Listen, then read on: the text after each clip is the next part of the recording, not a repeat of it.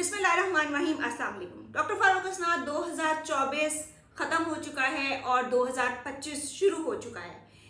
इस नए साल के आगाज़ पर बात करने से पहले ये ज़रूरी है कि हम ये जानें कि पाकिस्तान के सियासी मंजरनामे में ऐसा क्या हुआ, ऐसे कौन से 3 अहम वाक़यात हैं जिन्होंने ये सारी जो सिचुएशन है, जो सारे हालात हैं, वो बदल कर रख दिए।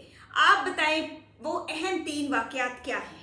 देखिए, जो पाकिस्तान का में इस वक्त बहुत ज़बरदस्त क्राइसिस चल रहा है हर तरह का, उसकी बुनियाद मेरे ख्याल में रखी गई थी। और भी बहुत सी चीज़ें हैं, लेकिन बुनियाद रखी गई थी 8 फरवरी के इंतखाबात हुए। जिस तरह उनको चुराया गया, जिस तरह उनको रिग किया गया, जिस तरह नताइज तब्दील किए गए, इसकी मिसाल आपको पाकिस्तान तो क्या पूरी दुनिया में भी नहीं मिलेगी। ठीक है। जिसके नताइज में एक जाली हुकूमत आई, और पंजाब में भी जाली हुकूमत आई और वफाक में भी जाली हुकूमत आई, और जाली पार्लियामेंट का वजूद आज उसमें आया। ठीक है।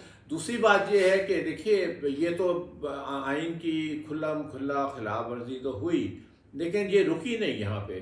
उसके बाद जो भी नताइज थे, जाली थे, जो भी थे, उसमें रिज़र्व सीट्स आनी थी ख़वातीन की और माइनॉरिटीज़ की, जो आज तक वो नहीं दी गई। सुप्रीम कोर्ट के 2 फैसले आए, उनमें साफ तौर पे इलेक्शन कमीशन को कहा गया था कि आप इनकी रिजर्व सीट्स दें। वायलेशन ऑफ द कॉन्स्टिट्यूशन, जब सुप्रीम कोर्ट का कहना ना माना जाए, आर्टिकल 6 की सीधी वहाँ पे लगता है। उसके बाद फिर इस जाली हुकूमत ने मैनिपुलेट किया सुप्रीम कोर्ट में काजी ईसा के साथ मिलकर, और सुप्रीम कोर्ट की पूरी हैसियत तब्दील कर दी गई।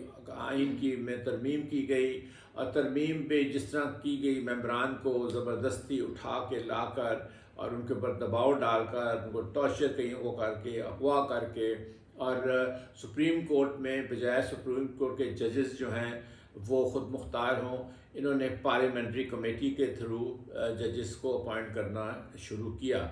उसमें एक पे नई सुप्रीम कोर्ट भी बना दी, जिसको उन्होंने कॉन्स्टिट्यूशनल कोर्ट का नाम दिया, और उसमें जो सीनियरिटी का असूल था उसको वायलेट करते हुए। मतलब आप दूसरा अहम वाकया जो रातों रात का आइन में तरमीम की गई उसको कंसीडर कर रहे हैं, जिसने इख्तियारात की तकसीम या इख्तियारात की सेपरेशन को बिल्कुल ब्लर कर दिया।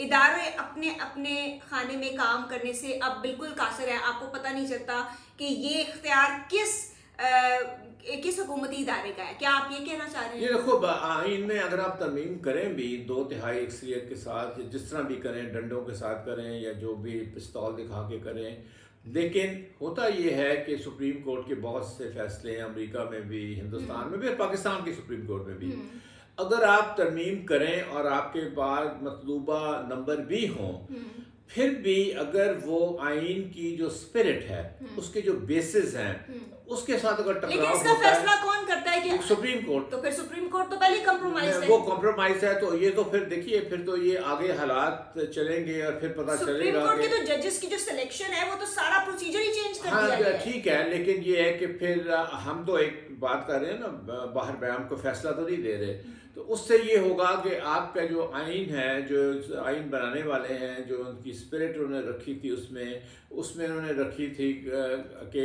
सुप्रीम कोर्ट जो है वो गार्डियन ऑफ द कॉन्स्टिट्यूशन है, और बाकी जो अदारे हैं, 3 अदारे, इसमें एग्जेक्टिव, जुडिशरी और लेजिस्लेचर, ये अपनी अपनी डोमेन में काम करेंगे, और एक अदारा दूसरे को सेपरेशन ऑफ पावर्स की अगर आप असूल की वायलेशन करते हैं तो आप आइन की नफी कर रहे हैं। तो इसलिए ये पाकिस्तान को पूरा इन्होंने हिला के रख दिया। उसके बाद मेरे नज़दीक, देखिए मेरे नज़दीक फिर तीसरा सबसे बड़ा ये है कि आपने फिर 9 मई का एक बहाना बनाकर, और उसमें वो तो 23 उससे भी पिछले साल हुआ था, 2023 में, लेकिन वो अभी 26 नवंबर की बात। हाँ नहीं, वो नवंबर वो चलता आया ना। देखिए, वो चीज़ चलती आई, और हज़ारों जो कारकुन हैं उनको गिरफ्तार किया गया, 10,000 के करीब लोगों को मारा गया, डायरेक्ट गोलियां चलाई गई स्नाइपर्स के थ्रू। नहीं, वो तो आप 26 की बात कर रही है ना, उससे पहले भी नहीं, हम चूंकि 2024 की बात कर रहे हैं, तो दैट्स मैं उससे 24 में ये होता, 24 में भी ये होता रहा। देखिए, वो रुका नहीं है सिलसिला।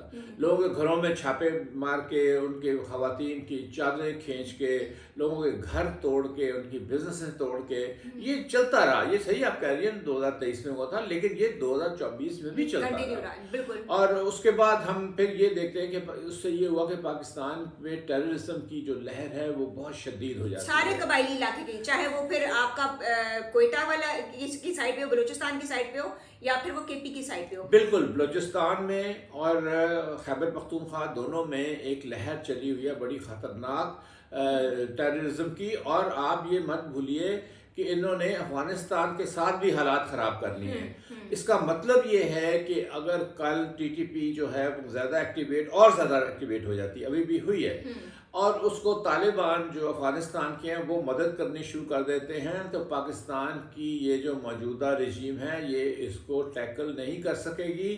ख़ास तौर पर जब अवाम के साथ इन्होंने एक कशीदा ताल्लुकात और बल्कि बहुत गुस्से के ताल्लुकात और नफ़रत के ताल्लुकात बना लिए हुए हैं, वनरेबल हो इन्होंने अपने आप को कर दिया। इसके साथ ही जल्दी से मैं कहूँ कि इक़्तिसादी हालात भी बहुत बुरे हैं पाकिस्तान में, और जब तक पॉलिटिकल स्टेबिलिटी नहीं आएगी, इकनॉमिक स्टेबिलिटी नहीं आ सकती। पाकिस्तान नीचे से नीचे से नीचे से नीचे जा रहा है, और इसको सही करने की और अपनी गलती मानने का हम देखते हैं कि हमें कोई इशारे नहीं मिल रहे।